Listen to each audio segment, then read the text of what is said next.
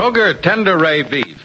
No other beef so fresh can be so tender. Presents Hearts in Harmony, transcribed.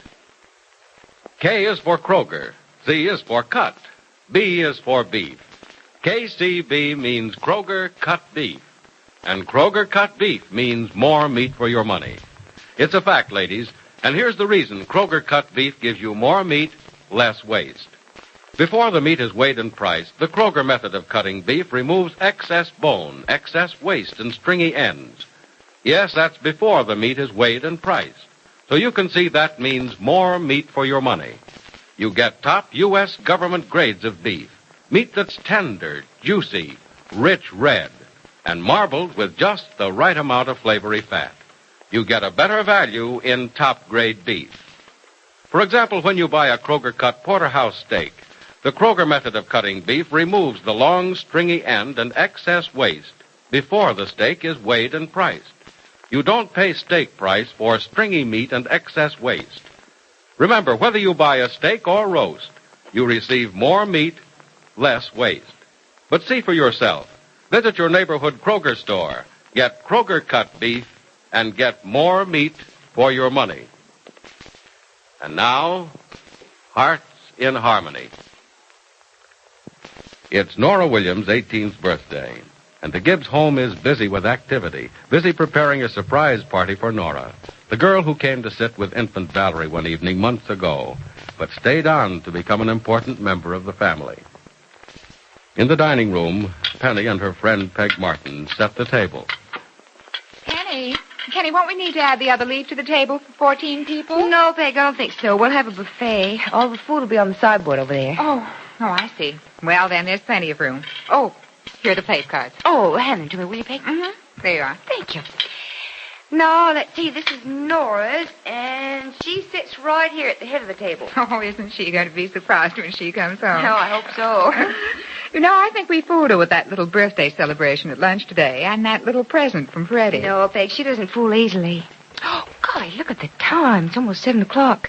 Wonder how Mother's doing in the kitchen. From the smell of things, I'd say she was doing very well. Yes. Want me to go in and see if there's anything I can do to help? No, thanks. Jed's in there helping her. Oh, that's right, he is. Well, I'll put the chairs up at the table. Oh, thanks. I think Jed should sit right here. Well, I guess this chair will be all right for Mr. Billings, won't it? It has a high back and arms. Oh, Penny, I'm sorry. Oh, it's all right. I keep forgetting about his wheelchair, too. Look, don't put a chair at Jed's place. He'll only... But leave plenty of room for me to wheel myself up to my place. Jed Billings, I didn't know you were there. Well, I wasn't a second ago. Just rolled in from the kitchen. Mr. Billings, I hope you weren't offended If I was offended, it's my own fault, Peg. I shouldn't have the wheels on this go-kart so well oiled I can sneak up on people who are talking about me. Penny, Yeah. Your mother wants you in the kitchen as soon as you have a minute. Oh, thanks, Jed. I'll go right out. Say, when's Freddie bringing Nora home from the movies? Well, I told him to keep her out till about 8:15 or 8:30. I don't think the guests will be here till about 8. Oh, golly, it is getting late. I better not stand around if I'm going to help Mother and be ready myself. Oh, the doorbell, Penny. Oh, it's all right, Peg. I'll get it. Is this where they're having a party? Yes, Johnny, come on in. Say, am I late or are the others early? A little bit of both. There are still a few people more to come. Come on in. You know everybody here. Who just came in, Penny? Is it... Oh, it's Johnny. Evening, Johnny. Hello, Jed. How you feeling? Well, like a cab driver who's been at the wheel 24 hours in one stretch. I think I'll get myself a hack license and start hauling passengers in this push cart. Do I hear the voice of Barry Carlton out here? Oh, Mr. Keith. Good evening. Good evening, Mrs. Martin. Say, isn't it about time we dropped the formalities? All right. It's a present to Nora Williams on her birthday. I'm sorry. I thought you were Barry. Well, I'm sorry I'm not. I like the idea of money in the bank. Johnny Keith, you wouldn't know what to do with it if you had it. Oh, yes, he does. He'd go down to the bank every day and count it. Oh, I bet he would. This may be Barry. Oh, I think I'll get lost in the crowd. Johnny, you behave yourself. Now, you tell him to do the same thing. All right. Good evening, Miss Gibbs. Hello, Mr. Williams. I was getting worried about you. Oh, I had some last-minute things to do at the farm. I'm not late, am I? No, you're not. There are still several more guests to come. I don't think you know many of the people here. I think I know most of them. You're Miss Peg Martin, aren't you? Yes, and I heard Penny call you Mr. Williams, so I know who you are. I suppose you hate to admit you have a daughter as old as Nora, don't you? Oh, not at all. She's just 3 times as sweet as she was when she was 6. And you're Mr. Billings, aren't you? I am that, Mr. Williams. I've been wanting to meet you and tell you what a fine daughter you have. Oh, thank you, sir. And you must be Johnny Keith. That's right, I am. Well, you seem to know us all, Mr. Williams. Well, Nora talks about you all, and I don't blame her. Miss Gibbs is the only one among you I've met before this, but I've looked forward to meeting you all. I want to thank you from the bottom of my heart for your great kindness to my daughter. I was never able to give her the things she wanted and deserved. You've made up for my failure.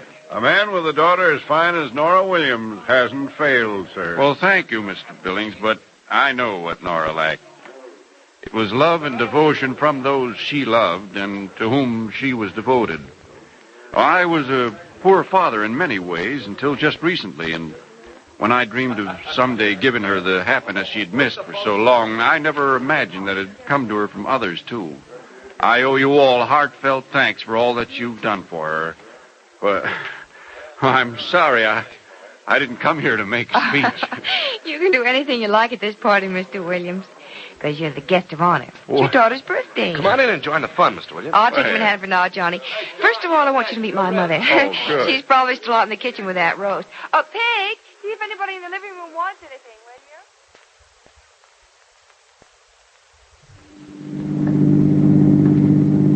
Oh, crickets, Freddie, that was a just super movie. I never laughed so much in my life. Yeah, I always liked the funny movies best, too, Nora. But I thought that you gals went in for those soupy ones. Oh, not always. Oh, we're home already, aren't we? Yeah, sure are. Well, all out for the Gibbs mansion. Freddie. Wait just a minute. Yeah, sure. Before we go in the house, I want to say something. Oh, sure, Crickets. Go ahead. Freddie, I've had a wonderful birthday. The present you gave me at lunch was just super. I'll love it always. Glad you like, Nora. Oh, I do. Because it's from you and especially for me. And, oh, Freddie, the movie was just scrumptious and... Oh, it's been a wonderful day and a wonderful evening and... Well, I'll dream about it tonight. And about you. You will, huh? Mm-hmm. Look, Crickets, there are Now, a couple Freddie, of other... No. Now, don't say you wished you could have done more because... Well, Freddie, I don't need any more. What you did was more than enough. And everybody's been so nice to me all day, having a special lunch for me and everything.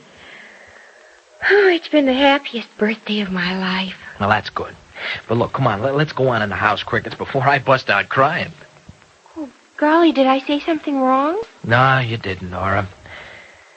That's what gets me about you. You never say anything wrong, not even at a time like this. Come on, let me help you out. All right, thank you. There you go. Crickets, there are a lot of lights on in the living room. Everybody must be downstairs. Yeah, I guess so. Oh, I guess Mr. Billings is gone to bed, though. The lights in the dining room and the sunroom are all out. Yeah. You know, maybe pushing that wheelchair around makes Mr. B sort of tired. Mm-hmm. Hey, wait a second. I'll open the door for you. Okay. Hey, what time is it, Nora? Almost 8:30. Mm-hmm. The movie was longer than we expected, I guess. Yeah. Well, I hope we haven't kept Miss Gibbs waiting too long. Oh, I don't think we have, Nora. Go ahead. Ladies first. Especially when the lady's having her 18th birthday. Crickets, Freddie. The house is so quiet. Yeah.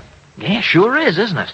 Well, golly, there doesn't seem to be anybody here. And look, the dining room doors are closed. I wonder why. Gee, I don't know. Unless Gibbsy wants them that way all of a sudden. Freddie, this is very strange. Huh? Look, here in the living room, all the lights are on. But there's absolutely no one here and not a sound in the house. Yeah, this is a fine place to come home to on the night of your birthday, isn't it? Well, Happy birthday, Nora. Happy birthday, Nora. You're just in time for your party. Birthday party for me? Well, you're not going to object, are you, child? Oh, no, Mr. Billings, but This is such a surprise. I didn't expect anything at all. Happy birthday, Nora. Happy birthday to the finest daughter a father ever had. Oh, Daddy, when you're here, you knew it all the time, didn't you? You're not mad because we kept a secret from you, are you, Nora? No, Mr. Keith. I've never been so happy about anything in my whole life. Oh, Mrs. Billings, Mr. Billings, and Miss Gibbs and Miss Martin and Freddie and all of you. Oh, Nora. Oh, golly, I don't know what to say. I know I ought to say something, Oh, but... come on, Crickets. Cut out the crying. This is your birthday, and you're not supposed to cry on your birthday, John, you know. you don't have to say anything, Nora. I want to say something. Quiet. Everybody, quiet now, quiet. I won't cry anymore, Miss Gibbs, I promise. All right, Nora. I won't make a long speech, but, Nora, I do want to wish you a happy birthday. Oh, thank you.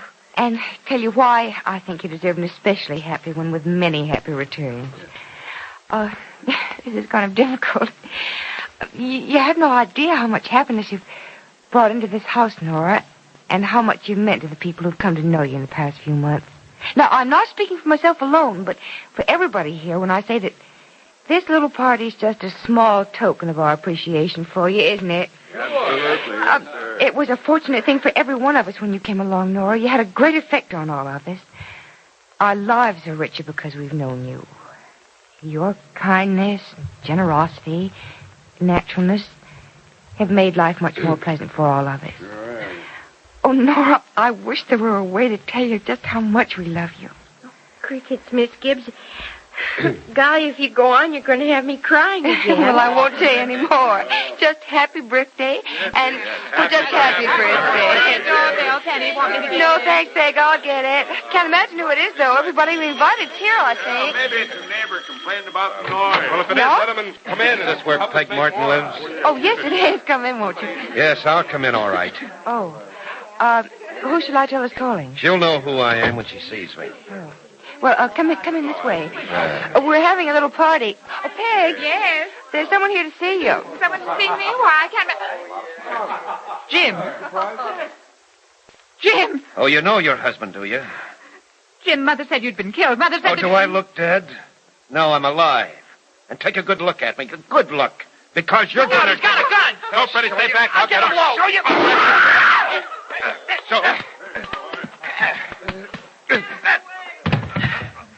Yeah.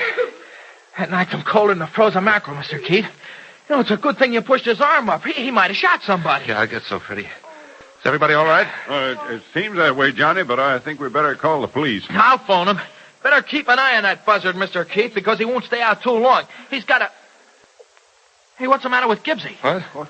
Cricket, she's fainted. Penny, what's the matter?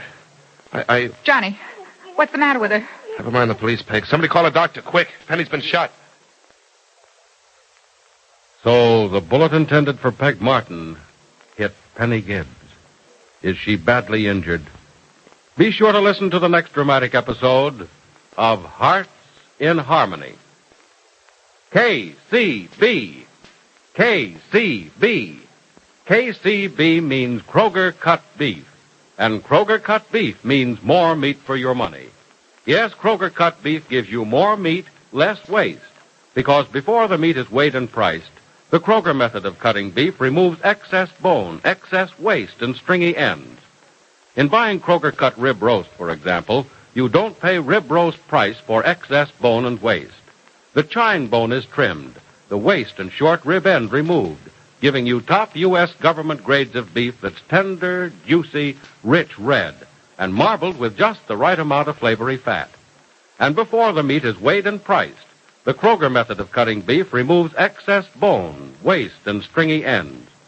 Remember, whether you buy a steak or roast, Kroger cut beef gives you more meat for your money.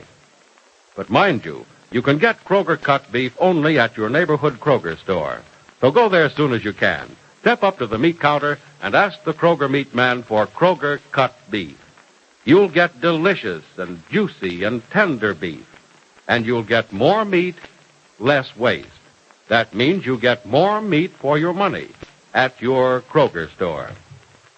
Listen in again tomorrow, same time, same station, for another thrilling transcribed chapter of Hearts in Harmony.